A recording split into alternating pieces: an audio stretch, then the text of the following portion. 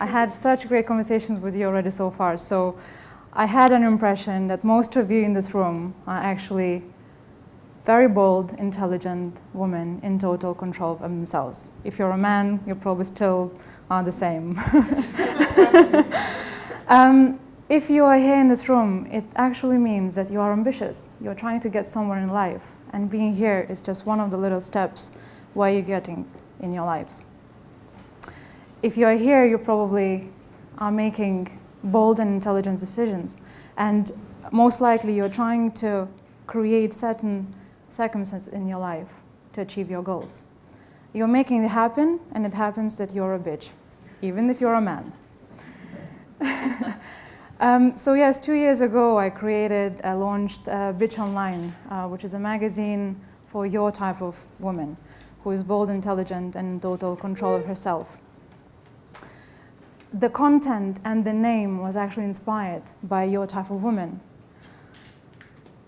I wasn't sure, especially when I came to this country and working in the corporate world, what that name actually meant, because it had either positive or negative connotations. So what I did, I actually took it to the streets of London. So I went to financial and commercial areas in London, bouncing on bitch balls to do my research that way, to understand, what people thought of the name and whether there was a need for this kind of magazine.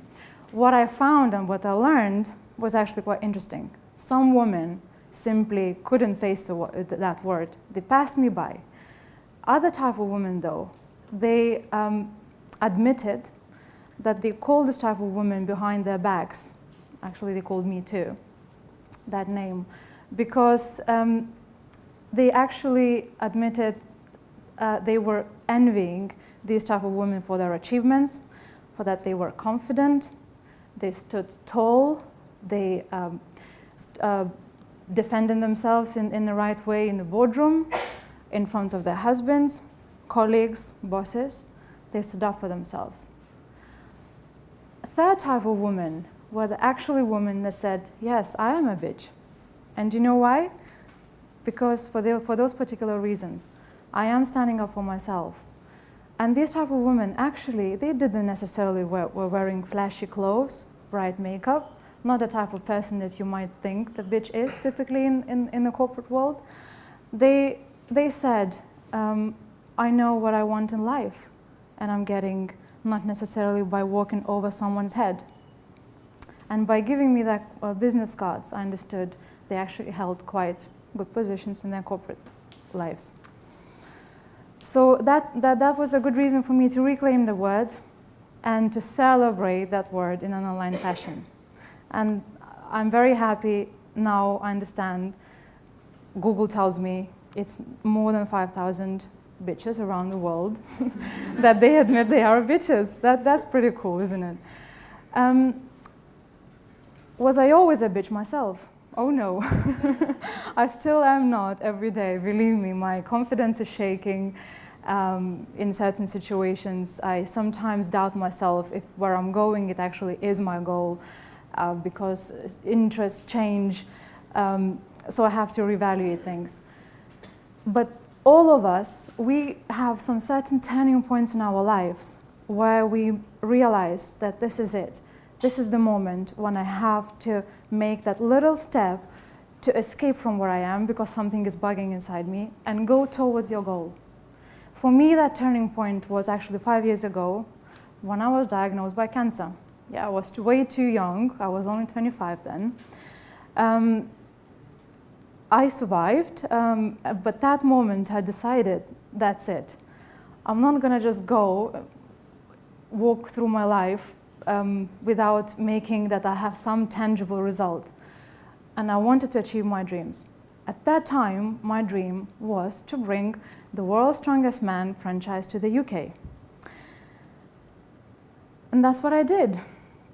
I brought the World's Strongest Man to the UK, to Wembley Arena. I had Eurosports and Sky Sports TV filming and airing to 2 million people around Europe. I was not in that good shape as I am now, because literally I was only about 7 months after I went through all the cancer treatments. But that ambition was really burning inside me. I thought it's going to make me or break me, but I took it. And being a woman in a real man's world, and this is a real man's world, they are big, okay? On many occasions made me feel really small. But you have to realize also that dealing with men, you have to understand their psychology. And managing 12 big boys, they are boys, not men really, you have to lead them by hand. Honestly, I decided that was enough after 2 seasons. I left with a huge, huge bag of knowledge. What I learned was these boys eat 12 eggs for breakfast. That's true. That although they are big and strong, they fall over quite badly. They have injuries, not just physical, but also mental. Because for them to achieve their dreams is quite a big deal. They actually go through their lives pulling their muscles for the sake of a title. Everyone wants to claim the world's strongest man title. But do they get there? Only one person per year. At the time when I was celebrating because my countryman, Lithuanian man, actually won the title during my event because there was a final qualifying event. I also learned that despite of all the struggles they go through, they respect their competitor. And you know what? That was the biggest lesson for me because every time I bump into a woman achiever and a confident woman, I don't feel a competition simply because I know that she's got a different goal in life. She's got a different aim to me, and there is no reason to treat her as competition, even despite I don't like her behavior, or even she acts like a bitch. So obviously I left the World's Strongest Man. I decided I had enough. I completely switched myself to the female world, the bitch world, and it felt good. And to be honest, I still felt doing bitch, although it was the biggest manifestation for me and I connected to really like-minded women, I realized there are so many of them trying to get where they want in life. I still felt it wasn't my ultimate goal. It's something still was bugging inside me. I took a lot of time to even turn down an investment. I got approached by BBC last year where they were putting Be Your Own Boss program, probably you've seen on BBC 3. And during the program, when all the flashing lights were on me, they said, yes, we like your concept, we like you and your team, we are prepared to invest into you and take you by the hand. But one thing you need to do, change your brand name. And that was the lady, the Richard Reed's Innocent Founders industry expert in the publishing industry. She said, everything is good, but your brand name is too shocking. It's not innocent. And it's innocent because she was behind the Innocent Brands founder. And I hold on, woman, no, I'm not going to do that. I'm going to still to stay true to myself and to the brand. And that was pretty shocking for me. I didn't drop my pants for the sake of money and for some TV exposure. I thought I'll better run with no money. I'm not going to do what you're asking for. And that's fine. Bitch has actually led me to other female empowerment issues, to discover them and to cover them. I was glad after I turned out the investment because a couple of months later, I found myself at the Thomson Reuters Foundation event last November. Bitch Online was the only female publisher who reported on bigger issues than just makeup, hair, fashion. We covered an issue of sex trafficking, slavery, human slavery, genital cutting, and so on and so forth. And this is where I met Svetlana. I was listening to Svetlana and later I interviewed her. She looked completely out of this place. She was sitting on a panel next to very profound-looking people, the ones that they knew it all about the slavery and the sex trafficking. And she looked very bold in her appearance, but obviously she didn't care about how she looked. As soon as she opened her mouth, it all made sense. She is a sex worker from the Amsterdam's red light district. Now she's running her own business. When I talk about you making little steps, she runs her business now, she earns money, and she doesn't give to the pimp. But that wasn't the case a year ago. She was working for the pimp before. And that wasn't the case 10 years ago, because 10 years ago she was still in Bulgaria. She was living in a very poor family without a dad. What happened to her was she fell in love with her boyfriend, as it all happens. And as a token of love, her boyfriend said, let's escape the country, go to the Western Europe, find jobs and live that way. And she thought it was the right decision to make for herself and for her family and for her future. What happened 2 days later? She was shot in a brothel in Amsterdam. And that's how she was earning money, against her will.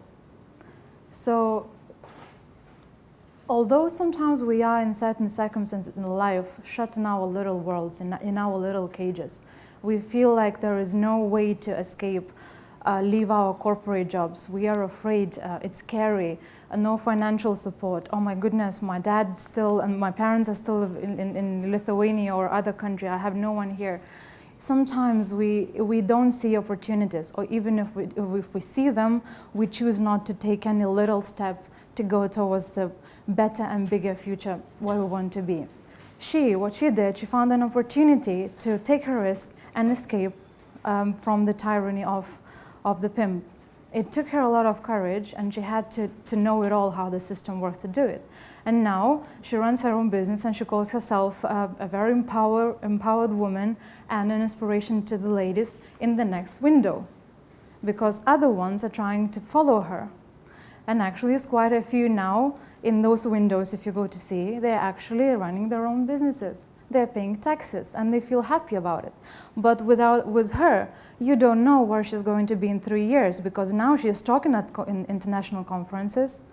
She actually got a few offers from very prestigious TV channels involving in a couple of interesting documentaries and projects.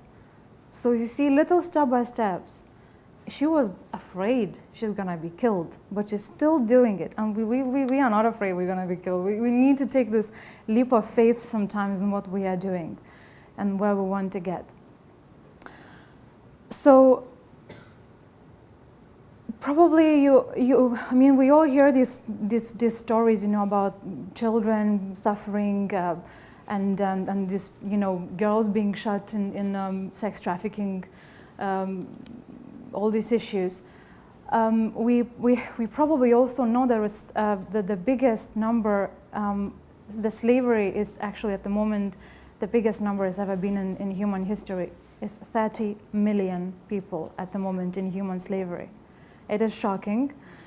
And we also know that even top players, even they have problems, because Iceland, and Britain, they are on the bottom of the list of human slavery, but actually it is estimated that 4,600 people are in human slavery conditions in the UK, and they are even locally sex trafficked women, English women. It's a misunderstanding. They're only Eastern European girls work in brothels. But what we don't hear is the empowering stories about them.